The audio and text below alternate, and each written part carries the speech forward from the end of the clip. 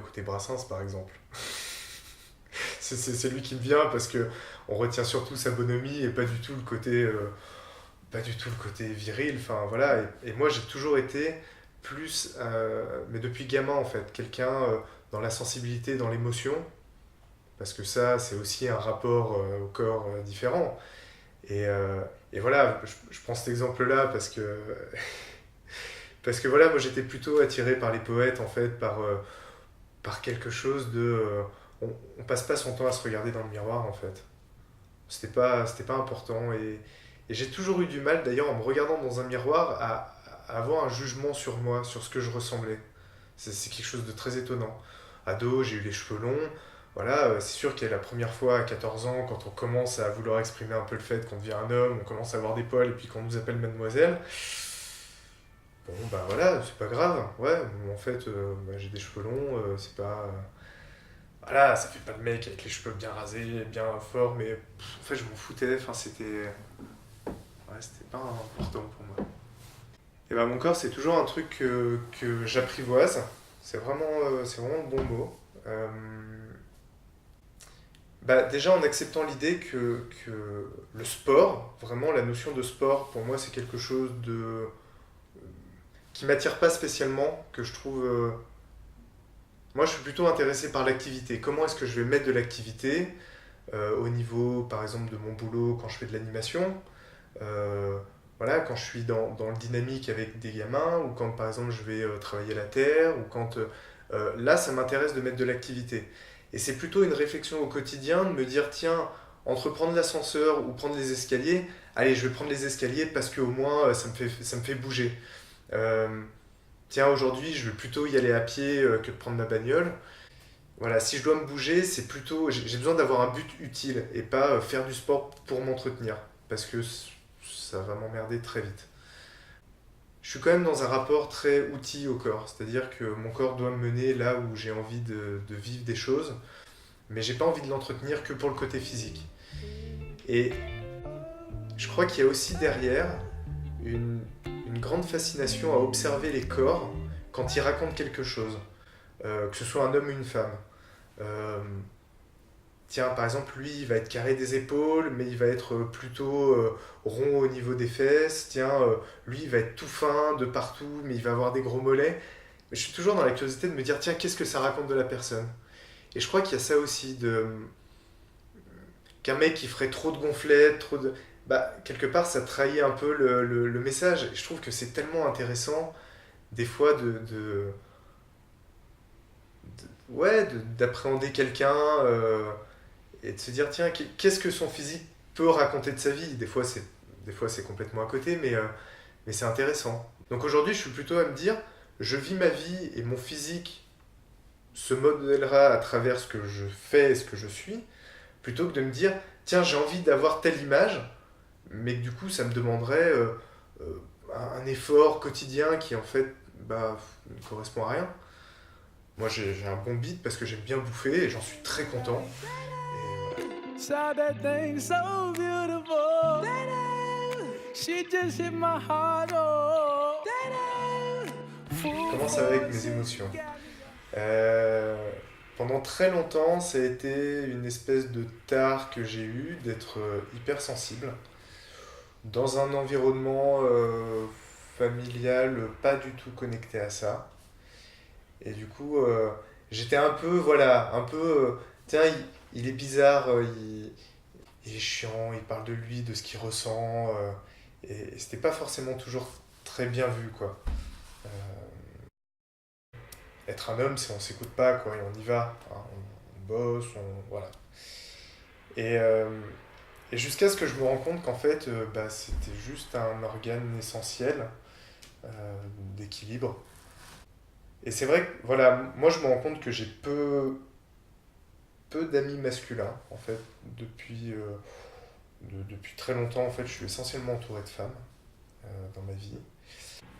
L'homme, j'ai l'impression que je maîtrise à travers moi, et du coup, je suis plutôt fasciné par le côté imperceptible de la femme quand on est un homme. Et, euh, et en fait, je me suis rendu compte que bah, les émotions, ce truc qu'on attribue beaucoup aux femmes, de voilà, ça c'est les femmes, elles sont émotives, bah, en fait, c'était vachement bien. de se connecter à ça aussi, et ça me rend pas du tout, moi en tout cas, je me sens pas du tout dans quelque chose de beaucoup plus euh, faible parce que je suis connecté à ça. Et au contraire, j'ai plutôt l'impression de pouvoir accéder à une vigilance envers moi-même et envers les autres, une nouvelle grille de compréhension de l'autre et de moi-même, et qu'aujourd'hui j'ai l'impression que c'est les gens qui se coupent de leurs émotions qui sont en fait enfin qui s'amputent eux-mêmes de quelque chose de vital, quoi. Comme quelqu'un qui dirait je refuse de rêver, ou je refuse de, j'en sais rien, de regarder le monde, qui fermerait les yeux tout le temps. Ouais. Alors j'apprends à effectivement voilà, me répondre sur ce que je ressens tout le temps, parce que en fait des fois ça gêne plutôt les autres, j'ai l'impression. Comme si, merde, je sais pas quoi faire, Mathias il est triste, ou il est heureux, ou je sais pas quoi en faire. Bon, ok, j'accepte de pas trop le mettre au milieu de la relation quand je sens que c'est pas ok. En fait, je crois que c'est pas une histoire de genre être connecté à ses émotions. On peut être un homme très sensible, on peut être une femme très dure et très dans le mental, et je pense que ça a vraiment rien à voir.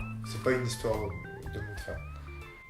Je pense que ça a été vraiment les épreuves de la vie qui à un moment qui m'ont mis à nu en fait, qui m'ont vraiment mis face à moi-même, et je suis peut-être rentré dans un besoin d'authenticité, un besoin de me raconter, parce qu'en fait j'arrivais plus à me mentir en fait à moi-même. Donc, et j'ai beaucoup de mal avec le mensonge. Euh, dans n'importe quel type de relation, je trouve que se couper de ses émotions, c'est être dans une forme de mensonge par rapport à soi, par rapport à l'autre. Et je trouve que se connecter à ses émotions, c'est un moyen formidable d'apprendre à se connaître, à se comprendre. Et voilà, moi je sais que c'est notamment face à la mort de certains de mes proches, où ça m'a mis dans un tel état de faiblesse et de tristesse, que de toute façon je pouvais plus le masquer. Et à ce moment-là, je me suis dit, il y a deux solutions. C'est soit je fuis très loin, soit j'accepte de me regarder tel que je suis, et c'est ok. J'aime bien l'expression, la vie c'est de devenir la meilleure version de soi-même. Bon bah voilà, c'est acceptons déjà de regarder ce que les émotions nous transmettent comme message sur soi-même. Après je dis pas, il y a des moments où je me dis bon ça c'est peut-être de la sensiblerie, et puis réussir à décoder qu'il y a certaines peurs qui des fois sont trop extrêmes, il y a certaines tristesses qui sont ok, voilà, peut-être pas rationnelles, mais au moins de se dire tiens il y a ça qui se produit en moi, bah, c'est peut-être pas pour rien quoi. Et, euh, et pour revenir au corps, c'est un peu pareil, c'est de se dire tiens, il se trouve qu'on a un corps qui est quand même plutôt bien foutu, qui nous a été donné. Bon, bah, on peut décider, et c'est vraiment une décision personnelle. Moi, je prends beaucoup de plaisir à le détruire de temps en temps, mais du plaisir aussi à vivre en harmonie avec, et voilà, à le gaver, de temps en temps à jeûner. Enfin, vraiment, c'est apprendre tiens, à sentir les choses. Tiens, qu'est-ce que ça me fait? Expérimenter et jouer avec ça, en fait. Il y a quelque chose de très léger, en fait. Voilà. Moi, j'ai vraiment l'impression d'être un petit personnage à l'intérieur d'un immense vaisseau qui est tout mon corps, mon esprit, mon cœur, et, et de me dire, ouais, avec ce vaisseau, où est-ce que je peux aller en fait? En fait, j'ai assez peu de tabous finalement. J'ai assez peu de. Ouais, je crois que j'ai pas beaucoup de jugement en fait sur moi-même. En fait, j'en sais rien, je sais pas, je sais plus qu'est-ce qui est bien, qu'est-ce qui est juste, donc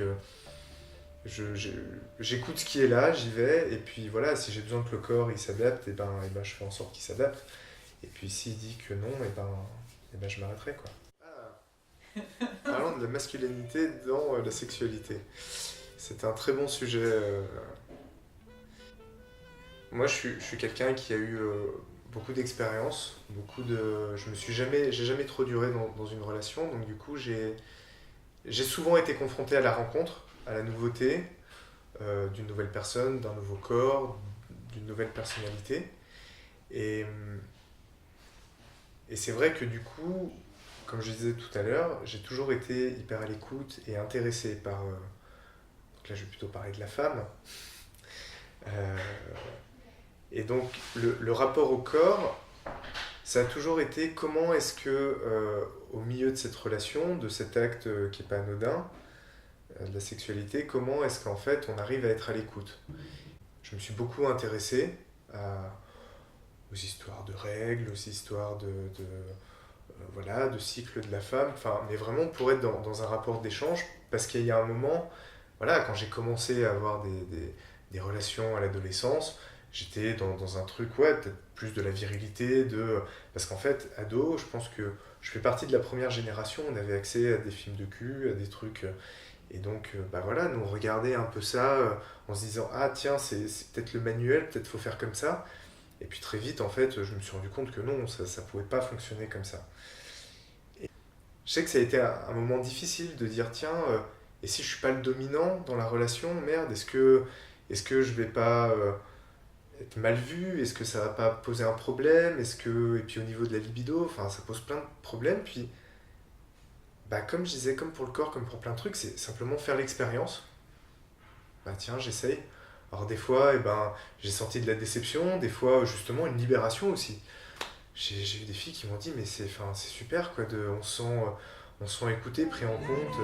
I be like, baby, why you so fine? Got to make you mine. J'aimerais vraiment faire part voilà, de sentiments qu'en ce moment les choses changent, que je pense que c'est plus que vital, qu'on travaille ces questions-là, de donner aussi la parole à des hommes, comme on donne la parole aux femmes, pour comment est-ce qu'on construit en fait le monde de demain, pour vraiment accueillir toutes ces énergies qui sont là, pour qu'il n'y ait pas justement une domination des femmes sur les hommes pour contrecarrer la domination qui existe depuis des millénaires.